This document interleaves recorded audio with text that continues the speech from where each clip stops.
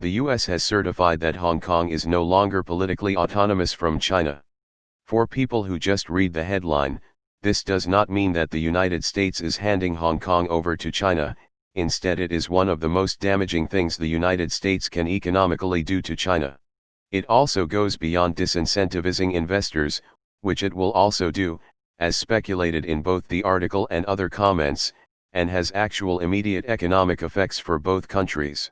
The Eli 5 is that foreign direct investment and trade in Hong Kong on behalf of the United States and vice versa were treated better than they were in the rest of China until today. By treating Hong Kong distinctively from China, most tariffs or other anti-dumping duties and countervailing measures against China did not apply to Hong Kong, and there are many. By declaring Hong Kong and China the same entity under US law, Hong Kong no longer has preferential legal treatment on account of it no longer being separate. The result is a disincentive to those who want to invest in Hong Kong, and more importantly, a more expensive trade regime. While that harms the average consumer of both countries, it is being used as a tool of actual harm to punish the CCP for its recent invocation of a law to take further control of Hong Kong and to recognize that in reality China and Hong Kong are one and the same. Edit for those who wanted me to expand. A primary reason for the expense increase is the extension of anti-dumping and countervailing duties orders to Hong Kong.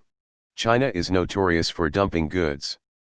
In international trade law, dumping occurs when the value it costs to create the good plus a reasonable amount for profit, the normal value, exceeds the amount that the good is sold for in another country, the trade value.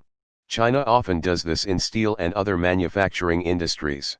Essentially, they produce way too many goods of a certain type to spur job growth. They're able to sell a bunch of it overseas, but the stuff they can't sell they just slash prices and dump it anywhere they can to make back at least a little bit of their cost, including in other countries such as the United States. According to the WTO Anti-Dumping and Countervailing Duties Agreement, this is illegal. In response, the offended country may institute its own duties against the product that is alleged to have been dumped. In almost all cases it is expressed as a percent-based tariff slapped on the good when shipped into the country.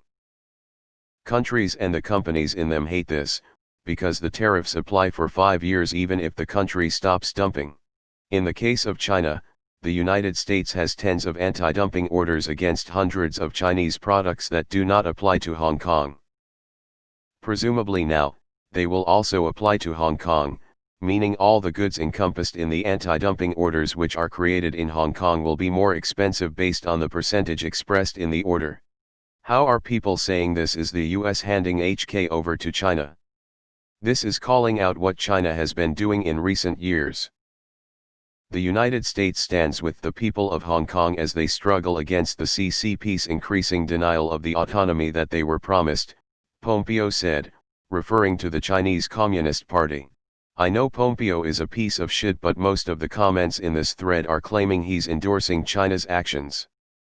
This is intended to thwart China. China is de facto taking over HK's financial operations and using them to circumvent sanctions that would otherwise be placed on China. The US is cutting off that pathway for China so they can't dodge future sanctions. Please read the fucking article. This is not the US giving over Hong Kong to China.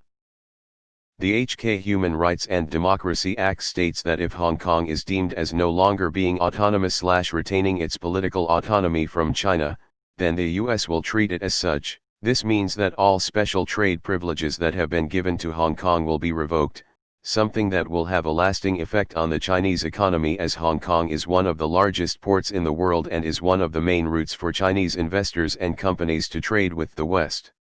The purpose of deeming Hong Kong as no longer politically autonomous is to hurt China's economy. There is only so much that the US can do to show China that they need to respect the Sino-British Declaration, the document stating that Hong Kong is to have a high degree of autonomy for 50 years after the handover, and this is probably one of the most impactful things they can do, besides starting a nuclear war. Congratulations to HKers. This is exactly what they are fighting for. If Hong Kong burns, you burn with us. Now Hong Kong starts to burn, let's see if CCP will burn as well. I love this as a Hong Kong people.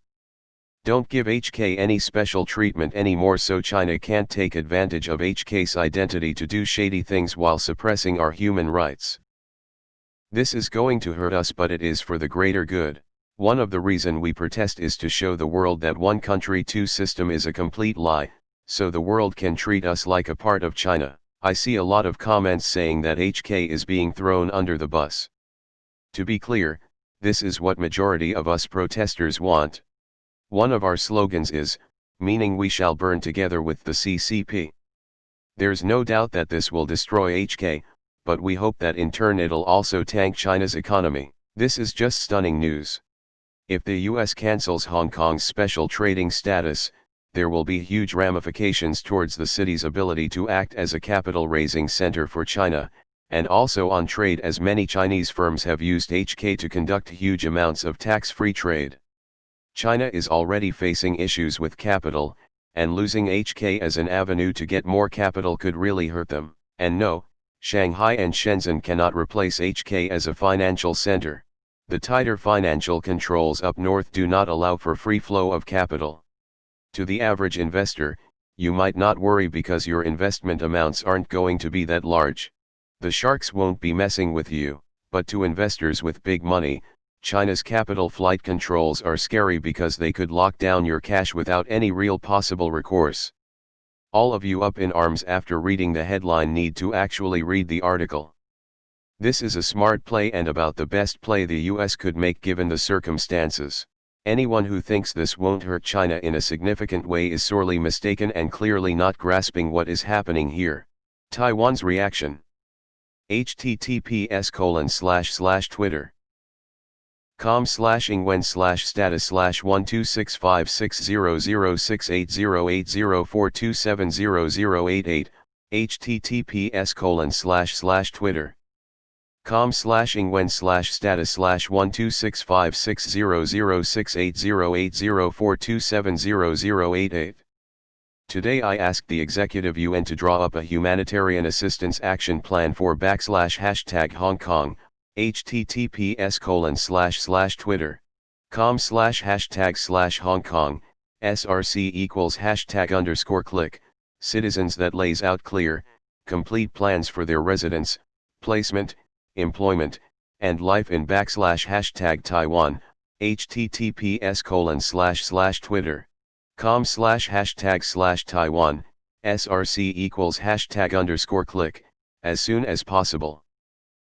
What makes Hong Kong so special in terms of international business is that it is the Western gateway to Chinese goods. The X factor to this is Hong Kong's legal infrastructure, which safeguards business contracts. If this legal infrastructure just gets absorbed into China, then Western business interests lose all faith in the fairness of the courts. Singapore celebrates silently. From 2012 to 2018 I lived in an apartment in Toronto with a lot of older ladies from Hong Kong as neighbors, and they longed for the days of British rule. Do you realize how fucked up things have to be for indigenous people to long for British fucking colonization? I think there's a lot of misunderstanding in these comments. This is good for Hong Kong and is likely what they wanted. This is acknowledging that China has overstepped its original promise. Pompeo literally said in his comments that the US stands with the people of Hong Kong. I don't know how much more blatant he could have made it.